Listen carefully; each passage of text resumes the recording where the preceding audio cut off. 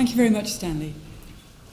Stanley just said I'm going to be talking to you about research we're doing associated with dairy product development. And I'd like to point out that the research has been done by a large number of my colleagues, including many who are not listed here, so many thanks to them.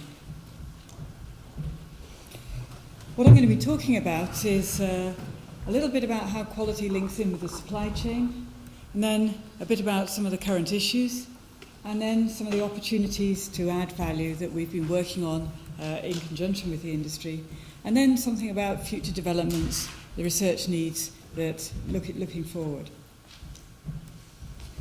As Stanley said, I'm head of food science at AFBI, and if we think about that in terms of dairy product research, we're interested in enhancing food quality, but also ensuring the safety of the food as well. And we do that work not just on our own, but in collaboration with many others, including locally Loughry College, University of Ulster, and of course the dairy industry here as well. We also work alongside all the complementary expertise that we have within AFBI, and I'll come back to that point in a moment. The research is all quality assured, either to 17025 or 9001, and as a part of that, we're also the UK National Reference Laboratory for milk and milk products. And just touching on that very briefly, this means that we're involved around the whole of Europe doing ring trials with them on the best methods for looking at safety analysis. And that includes such as a scoping study to determine the right conversion factor for automated bacterial counts in raw milk. There's a whole lot of the underpinning work that has to go on to make sure that the methods that are used across Europe are the best for the job. Within AFBI, we cover the entirety of the food chain, and that means when it comes to dairy products, we've got research, as we've already heard, on the grass and the use of grass, on dairy production, the environment, but right through to consumers, regulation, economics, quality and safety at the other end. And what this means if we think about this supply chain is that there are many factors all the way along that supply chain that can affect the quality of the end product. And we heard a bit about some of these already today. The genetics of the animal, the breeding of the animal affects the composition of the milk. Its health affects the safety of the milk if we're thinking about TB and brucellosis, but also how well it processes if we're thinking about somatic cell counts and mastitis. The hygiene on the farm, a lack of it can cause lipolysis and off-flavors in the milk. And obviously hygiene anywhere can have adverse effects on the shelf life of the end products. And then there's all the things to do with the heat treatment of the milk when it gets to the dairy, or microfiltration or whatever, and all the other things that happen before it actually ends up with a consumer. And all of these things, right through the supply chain, can impact on the final quality. So I would concur with what David Dobbin was saying earlier, that we have to look at this as one supply chain, and all of these things are leading through to what we hope will be a high quality product. Touching briefly on some of the current issues, and it will be brief because we've already heard about the Going for Growth report and the Food Harvest 2020 report in the Republic of Ireland. But both of those are coming out with sort of similar themes. And again, David Dobbin came out with the comment that all of these strategies have a lot in common, and that's very true. But one of the key things for Northern Ireland is that 80% of our material goes for export. And that means that we've got to focus on products that are convenient to export, and we need to think hard about the shelf life of those products going out. In Ireland, there's a big focus on branded grass-based milk products. How can they make the most of the fact they've got this grass-based milk production and a good image that goes with that? And then there's the issue around infant formula, nutraceuticals, functional foods, all of these sorts of things which are becoming more and more important. And then if you look at the FAO report that came out about in 2012, they're looking at, and again we've already heard about this, increased consumption around the world. and I'm going to skip over that because we've already been told about the increased consumption and the increased production through the world as well. That's leading or deriving from technological improvements in shipping and such like. And the fact that these changing diets are happening around the world will have an impact on the nutritional status of people. And generally it'll be a positive impact on the nutritional status of people who didn't used to be able to afford these products and now can. But there's also a positive story here, and again this was touched on earlier. Although the developing world is increasing consumption and also increasing production, it's increasing consumption quicker, which means that in terms of net exports, the developing world is going down and the developed world is going up. So for the time being at least, there are opportunities that arise out of this in terms of exporting to the developing world. So moving on to the opportunities to add value and the research that we've been doing with others, I want to talk a bit about enhancing lipid composition, optimizing vitamins and other micronutrients, and a little bit about advanced processing. There are a number of health challenges around milk.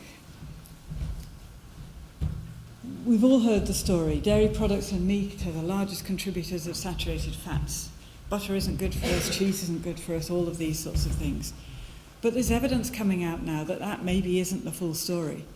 And indeed, there's some fairly clear evidence coming out of meta-analysis of all the data that's out there in some of the health studies that drinking liquid milk actually has a positive dietary effect and can reduce the risks of heart disease and stroke. Now, it's early stages yet. It certainly isn't proven for butter and cheese as yet, but there is an indication out there that the story is a bit more complicated than just saying saturated fat isn't good for you. There are benefits to be had as well. So that feeds into this drive that we've already heard about to provide consumers with healthy products. And that moves forward not just with fats and fatty acids, but vitamins and micronutrients. Ireland and the UK consume quite a lot of milk. If we can get the right nutrients into that milk, then it's a good way of getting the nutritional status of the population up.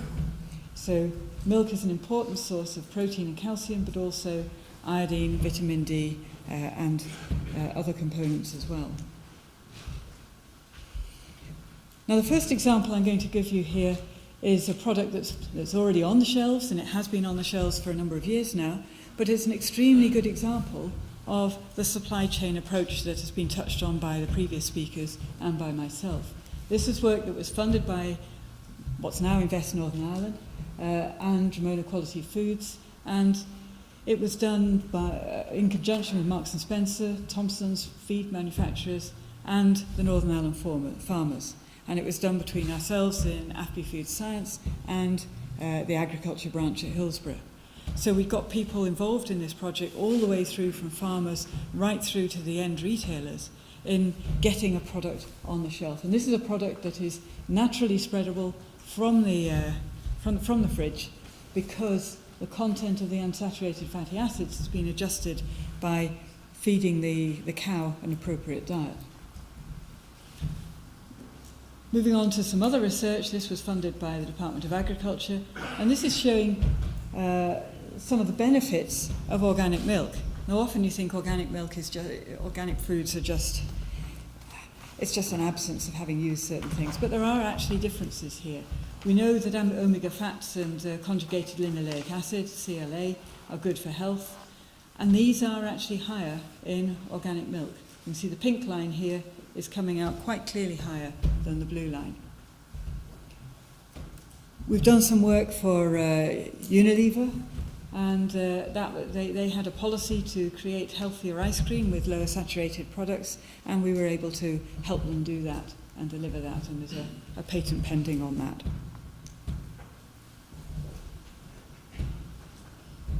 This is a project that we've got running at the moment. It's funded by the Department of Agriculture, and what we're trying to do here is add value through the production of omega-3 enriched milk actually on the farm, with a view to then creating products out of this omega-3 enriched milk. And what we're seeing here is that if you feed the animal a microalgae dietary supplement that has high levels of omega-3 fatty acids in it, that comes through in the diet. We're getting at least a 5 times increase in milk fat. And you can see that with this data here. The red ones are the control milk fat, and then the treated one is coming out with a great deal more of DHA, which is one of the key omega-3 fatty acids. There was a bit of variability around there, which is why we're saying at least 5 times, but you can see it's actually quite a big increase.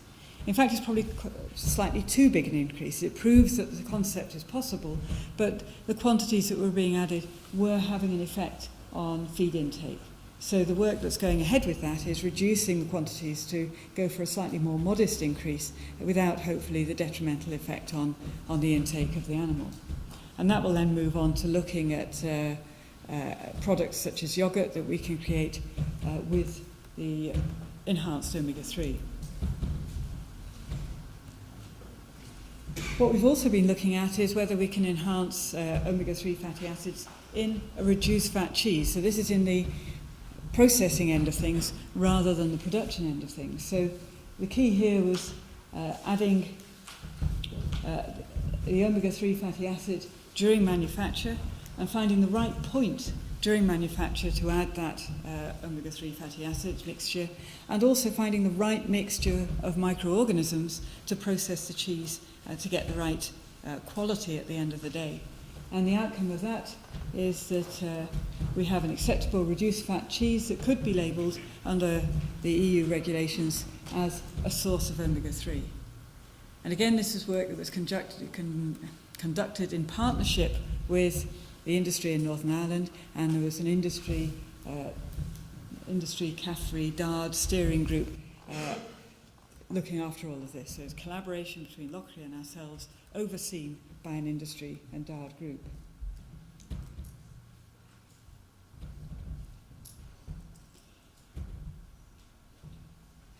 That's all about the fatty acids. I want to move on now more to the micronutrients side of things. And one of the challenges has been that there's actually a fairly limited amount of information on the levels of vitamins and some of these micronutrients in the milk that's out there. And there's a collaborative project, or a couple of collaborative projects going on at the moment between my colleague Anne Fearon and our colleagues at the University of Ulster, looking at the potential of cow's milk to increase vitamin D intake, but actually how much is there in the first place? What's the range of quantities that are there? And also the same sort of questions around iodine and selenium. Milk is a source of all of these things. How much is there, and what can be done to increase it? And one project that we have running at AFBI at the moment along these lines is looking at free-range grass-fed beef and milk. And this comes back to a conversation I was having with someone earlier, that at the moment we have this image of our beef animals, and indeed our dairy animals, are often out of doors. There's this image of them out grazing in grass, and we're told it's much more efficient to bring them all indoors and feed them, bring the grass into them. But are there benefits to actually having these animals out of doors? And what this work suggests is that yes, there are, because if you've got the animals out of doors as opposed to indoors, you get significantly higher vitamin D3 in the milk. You see, we've got one in summer, September 2012, we had 1 microgram per 100 mils of milk, 1.4, but at the end of winter, we only had 0.13. So there's much less vitamin D3, which is the sort of vitamin D you get from sunshine, in the milk in winter than there is in summer. So the question then arises, given that the dairy herd does come indoors in winter, is there any way in which we can maintain the quantities of the vitamin D in the milk during the winter period? And is there a way in which we can market the fact that our outdoor grass-fed, free range, if you like, dairy herd does actually have enhanced levels of vitamin D? Moving on to the shelf life question, clearly if we're going to be exporting more to places like China around the other side of the world, then we need to make sure that the products that we're shipping out there have an enhanced shelf life, because they've got a long way to go. And there's a number of technologies that we've been looking at, and this isn't an exhaustive list, and these include things like high pressure processing, microwave volumetric heating. High pressure processing, we have rigs at New Forge Lane for research, but we also have a pilot plant which the industry can use on a toll-based facility, on a basis. And they use that facility for actually commercially producing drinks and such like that they can then sell out on the market. Microwave volumetric heating, we have an arrangement with Loughborough College. They've purchased one of these to try it out, and we're keen to do some research with them to see what it can deliver. And I'll say a bit more about those in a moment. And then what we can also do is to do the shelf life testing, the challenge testing, chemical quality, sensory quality that goes along with extended shelf life. One of the studies that's been done using the high pressure facility is looking at low-fat cheeses. And traditionally these have often been unpasteurized, but that obviously carries certain risks to it. If you pasteurize the milk, it's said that you get a slightly different quality in the end product. And what this showed is that if you high pressure treated the milk, you could cut out the Listeria monocytogenes, which you really don't want to have there, but still maintain a lot of the quality that's associated with unpasteurized milk when it comes to making your soft cheese. So the conclusion was that high pressure processing would be a good alternative to heat treatment for making that sort of cheese. And then microwave volumetric heating, this is a very new approach. It's a way of delivering microwave energy very evenly into a flowing liquid. So you don't get some of the disadvantages that come from the fact that you've got to heat this volume of liquid all the way up and then you've got to chill it all the way down. You're getting the heat in much more quickly, so the damage to the proteins and such like is rather less. So it gives microbial deactivation at lower temperatures than you would get with conventional heat treatment, suitable for any pumpable liquid. And there's various things have been looked at. We've been trying to get some research funding out of DARD and out of the Technology Strategy Board, and we're still working on that. But there are possibilities here. One of the possibilities is making an extended life milk product, such as the sort of thing you might find in a carton in a hotel room, that has an improved flavour, improved quality for the consumer. There's a number of things that could be done with this to either extend shelf life or improve the quality of extended shelf life products. So moving on to the research needs for the future. When we started writing a list, it got quite long, but there's quite a lot of things that are moving ahead at the moment and could provide exciting opportunities. We've already talked about the health benefits of dairy products. There are bioactive compounds that there are people looking into how to extract out of dairy products, and whey-based protein drinks are having a resurgence. There's issues around the genetic variants of different breeds of cattle and the way they produce beta-casein, and whether they produce something called A1 or A2 beta-casein. And A2 beta-casein is supposed to give less allergic reaction and be more easily digested. And what potential is there around making the most of that? It looks as if the UK herd is pretty good in terms of having the quantities of A2 beta-casein. Consumer needs are changing. People are becoming more health aware. They're also getting less inclined to go shopping several times a week, so they're looking for extended shelf life. They want it to be natural, but they don't want to give up anything in terms of flavour and texture at the end of the day. They're looking for diversity, choice, lots of different products, and they're looking maybe at yogurts that are not just geared towards mums feeding small children at tea time, maybe yogurts for men with a more macho image. I'm not quite sure what those would look like. The integrated supply chain is a key concept that keeps coming through and has come through several times today. It gives more control and should give an improved consistency of product quality. We've heard about the need to reduce the normal distribution of efficiency. The same applies to quality as well.